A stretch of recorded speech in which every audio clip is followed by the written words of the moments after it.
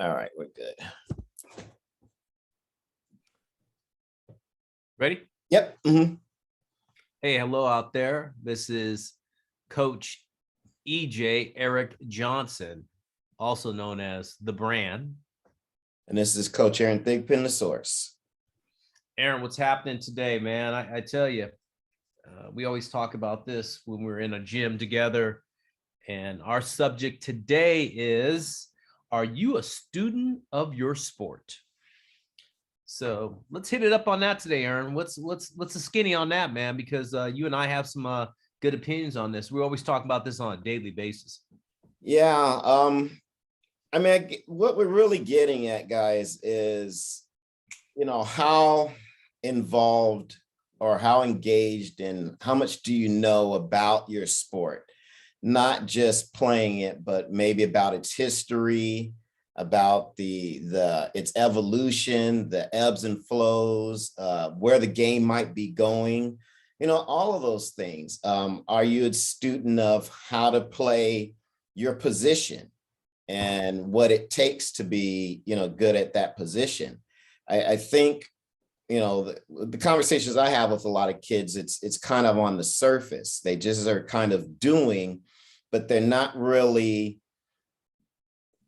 delving into or maybe know about or appreciating some of the nuances that it takes to be good at a particular sport. And I think when you know a sport's history and you actually study it and you study how it's being played, both in the past and maybe where the game is going, I think that can help make you a better athlete. So that's, when we talk about being a student of the sport, that's really what I'm talking about. Because, for example, I see this a lot in some of the team sports where there's kind of like where kids just make bonehead mistakes because they don't really study, situations, scenarios, and how to react to those things and make the play. I mean, you're in baseball, so I'm sure you see that sort of thing where it's like, well, in this situation, the ball should go to first, not to second. And so, I think, and part of it's probably on us as coaches and instructors is that we always have to spend so much time on the mechanics, right, with a lot of athletes that some of that stuff, even though it might get covered, maybe doesn't get covered in depth, or maybe doesn't get covered in the way that these kids can kind of, absorb it and then use it. So I don't know. I mean, that's kind of initially what goes on in my head in terms of, student of the sport. So it kind of ranges that whole. Yeah, it does, Aaron. And I think about a lot of things when we come to this subject. One is that when I was growing up, and I think of this too, and in fact, Aaron, we have champions are coming up, and one of our guests is Shooty Babbitt. Yeah. And I watched Shooty throw the ball when I was a kid at the Oakland Coliseum, and I was watching him throw the ball, and I was watching how the ball was rotating. I go, man, that looks kind of cool. Can I do that? So I went back, and that next week in practice, I was trying to get my backspin correct when I was throwing the ball. So I don't know if kids watch the game because of the media or ESPN or Major League Baseball Network. There's so many highlights and so many, the emphasis is on home runs and speeds and exit velocities and how fast you're running to this spot. And look at that catch he made. Right. Instead of, being a student of the game. Student of the game means you're studying how you can make your actions better, whether it's a individual action or it's a team action. I think about when I'm coaching our team, Aaron, and the very first year in the 7th grade, I'm teaching the kids how to play the game situationally. Mound first base, ball gets hit, get the lead out at second base, or if there's 2 outs in the inning and then throw the ball to second base, but the guy on first base get the lead runner at second, the easier throw. I'm still trying to get our guys to throw the ball to second base instead of throwing it across the diamond. Right. It's a harder throw.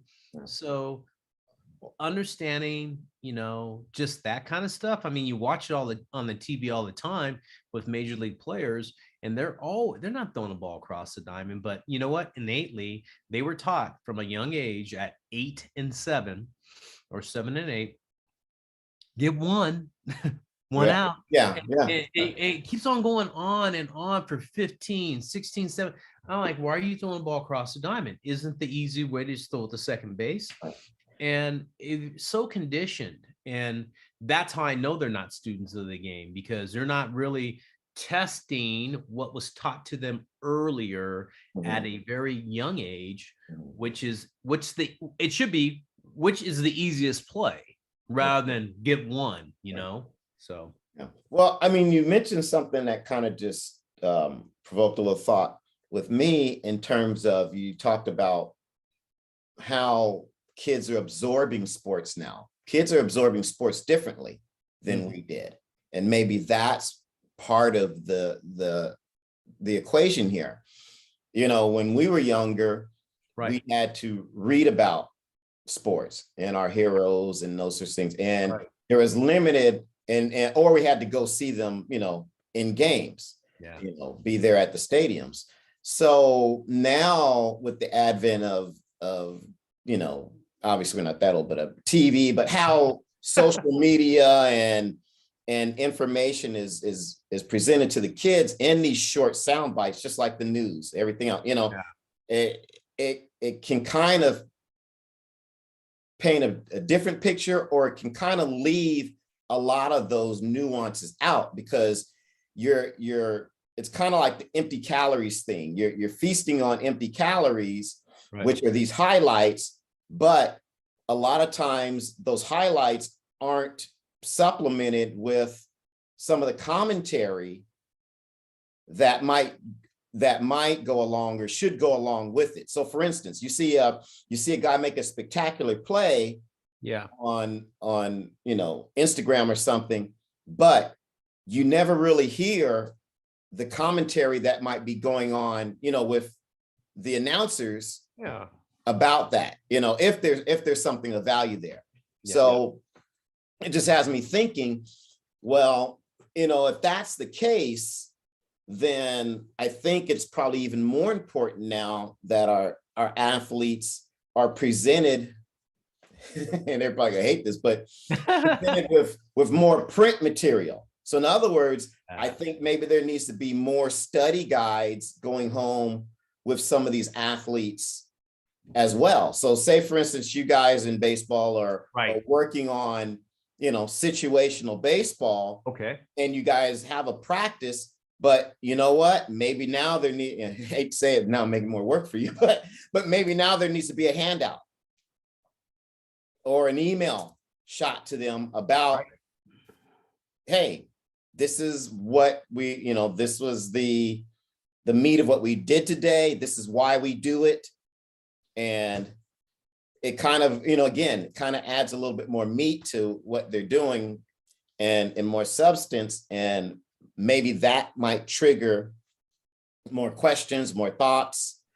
Again, study guide, student of sports study, give them some kind of study guide, or some kind of notes that maybe is gone over before practice and then after practice. I don't know. I mean, for track and field, it's a little bit different.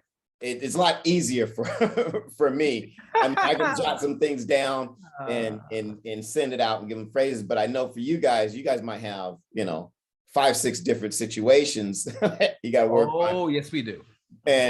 But I'm just, thinking out loud, how do we give additional information to these athletes? And just for parents, I think, encourage your athlete to have a library on their sport. If they're really into that sport, buy them some books, even if I guess it has to be ebooks now, but, I'm big on books. So I love books. I have a whole library of books of all different types of sports, all different types of things. So, for me, it's not hard, but, I would think, if I'm a kid and I'm really into sports, or, I've really latched onto soccer or baseball, then, you may want to get your kid about a book about, soccer training, and not just the superstars, not just Right. Beckham's novel, but, hey, how to play soccer, Right. and it doesn't mean they have to read it cover to cover, but maybe they might skim through it and pull some things out, and then they reference it back. And, I think that Right. might be a good way of again, adding some substance and some meat to some of the empty calories that they're consuming, because you can't get it all in practice. I get it. Right. These kids at certain ages, they just can't get it all. Right. But it gives them something to maybe go back to if they had a question, or if they weren't unclear. And, a lot of kids sometimes just won't tell you that they don't understand something. So it maybe gives them a safe space to reference that scenario and say, oh, okay, this is what the coach was talking about. Right. No, thinking out loud, but that's kind of where I went on that when we're talking about aspect, when you talked about the social media and how they're absorbing, that information. Aaron, it's funny. I give out the handout. I give out the book. I mean, I started doing it 7 years ago, because the same thing that you and I see, it's becoming too much, because in practice, they weren't gaining the information that was needed to be successful in the game. And I had to give them playbooks, had to give them, a book on all our plays for the team. And then I gave them an instructional book that we did, Ron Wotus, myself, and Joe Millett. Did 214 pages, how to play guide. And they had cutoff relays, how to catch a ground ball, how to hit, all kinds of things. It just, and it made our jobs, it makes our job to this day a lot easier for them to have a study guide or additional resources for them to be good at. So for me, I like what you said, man. It just has to be done these days. The players don't see the game as maybe we see it, or I like to say they may not see the game as it was 7 years ago as they do today, because of different things. So, I just think kids have to start using their imagination, their athleticism, their creativity, their ability to think outside the box. They need to start, invoking those things. There's so many great traits that come out of it, and so many great skill sets that come out of it when you just kind of think outside the box, or you use your athleticism and you don't try to make it technically perfect all the time, and allow players to make mistakes and go for it, because that gets them to take chances. And I think, it comes down to that. Are the players a student of the sport because they take chances based on what they saw? Or are they students of their sport because someone had to tell them, hey, you got to learn how to do this? It's kind of interesting. I think it's a great subject, because you and I see that there are less players out there that really know who Hank Aaron is. I asked kid, who's Stan Musial? I threw out some 50s, 60 players. Who's Stan Musial? I even said, who's Roy Campanella? I was throwing some names from the past. Like, who? Do you know who Joe DiMaggio is? Do you know who Kurt Flood is? And I said, all of you should know who Kurt Flood is. The reason why there's so much money in the game today is because of Kurt Flood, but they had no bearing of who they were. They don't know who the Big Red Machine is, or the rivalry that the Yankees or the Red Sox had in the 70s. And they don't know the history of the A's 3 straight World Series victories. They thought that was only the Giants that ever did that in the history of baseball, So again, it goes back to this one thing is, I think kids need to really start studying the game a little bit more. It's too, as I said, the environment is, we're in a controlled environment to a certain extent, But one thing about you and I, Aaron, is that we allow our athletes to interact with us. We allow our athletes, and we want our athletes to be inquisitive, and we want them to give us answers rather than us just saying, you're doing it this way, here it is, do it this way. We want our athletes to be flexible. And I think being a student of the game, and those kids who are students are flexible. Their way of thinking is flexible. And that gives them the added edge at the end of the day when they're competing, is that ability to do that. Hey, I put a button on it. Absolutely. Yeah, I don't have anything to add, well said. I guess I would phrase it as this, don't let your athlete just be a consumer of the sport, but be a student of the sport. Well said right there. Hey, that concludes us today, Aaron. This is Coach EJ, Eric Johnson, the brand. And Coach Aaron Thigpen, the source. Be sure to follow us on YouTube. We've got our podcasts up on YouTube now, so check us out there. Like us, do all that other social media stuff that I'm not quite sure of, but I'm told we're supposed to say and do. To keep this train moving. But hey, guys, stay tuned and we'll see you.